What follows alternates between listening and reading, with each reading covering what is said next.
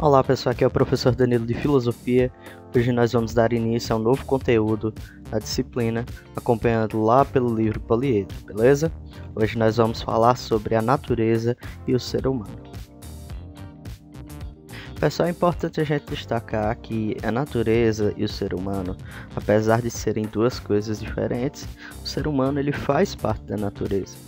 Professor, nós vimos nas aulas anteriores que o ser humano ele é uma coisa diferente dos animais, uma coisa diferente da natureza. Na prática, o que nos diferencia dos outros seres da natureza e da própria natureza não é simplesmente a nossa inteligência ou a capacidade de ter emoções, de sentir prazer, dor, medo ou de criar ferramentas para nós, porque isso várias espécies também fazem em diferentes graus de eficiência.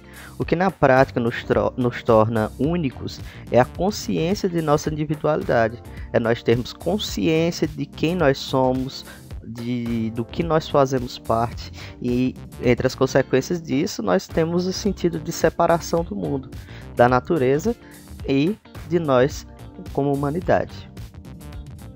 Pessoal, a ideia de ter consciência é também o que nos dá a chamada subjetividade, o reconhecimento de um mundo interior que nós construímos para si e que utilizamos ele para visualizar o restante da realidade. Assim, embora a realidade seja igual para todos nós, a maneira de perceber essa realidade, de encará-la, muda completamente de uma pessoa para outra. Isso acaba nos obrigando a estabelecer parâmetros do que é aceitável ou não pela sociedade, pois apesar de separarmos dos outros e das coisas, enquanto seres sociais estamos ligados uns aos outros e tão dependentes quanto todos da natureza. Apesar de nos reconhecermos como parte completamente distinta da natureza, de ter consciência de que nós existimos, ao contrário de uma pedra que não tem consciência, ao contrário de um cachorro ou de outro animal que não tem consciência da sua existência, nós reconhecemos essa consciência, nós temos essa ideia de que nós fazemos parte de um mundo complexo, que nós construímos e aprofundamos ainda mais a complexidade dessa realidade. É bom lembrar também que a natureza não é uma coisa idealizada, com um propósito e com intenção feita pelo ser humano. Na prática, a natureza é um resultado de milhares e milhares de anos de evolução, sob determinadas condições de clima, de calor, de distanciamento do Sol, de outros fatores e fenômenos naturais.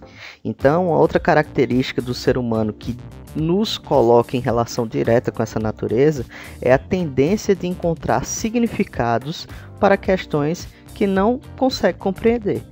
Então o ser humano passa a explicar a realidade e os fenômenos naturais no primeiro momento através da superstição, através do sobrenatural, e mais tarde nós vamos buscar na razão e na construção de um saber técnico científico explicações para o mundo. Os gregos antigos, por exemplo, deram à natureza o status de deusa, a deusa Gaia. A consciência também nos tornou livres para escolher o que achamos ser melhor para nós, e o livre-arbítrio trouxe consigo culpas e responsabilidades e consequências e angústias existenciais sobre qual o melhor caminho a tomar. Ao nos vermos separados ou livres dessa natureza, não mais tendo de obedecer aos instintos e compreendendo cientificamente seus fenômenos, criamos uma ilusão de sermos superiores a essa natureza e não sermos mais um aspecto participativo do mundo natural. Nessa construção do que é o ser humano moderno, nós basicamente tivemos que enfrentar a natureza como humanidade.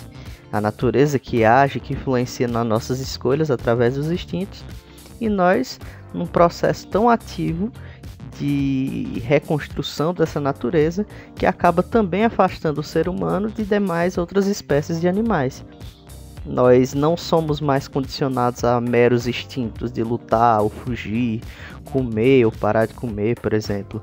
Mas hoje em dia, diante de situações de estresse, de situações muito mais complexas do que os meros instintos animais, o ser humano também construiu uma infinitude de outras opções e de ferramentas que podem nos auxiliar nesse trabalho.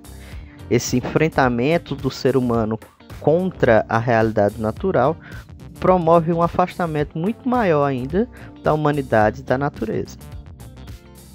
Seguir nossos instintos acabou passando a se tornar um atributo específico apenas para os outros animais.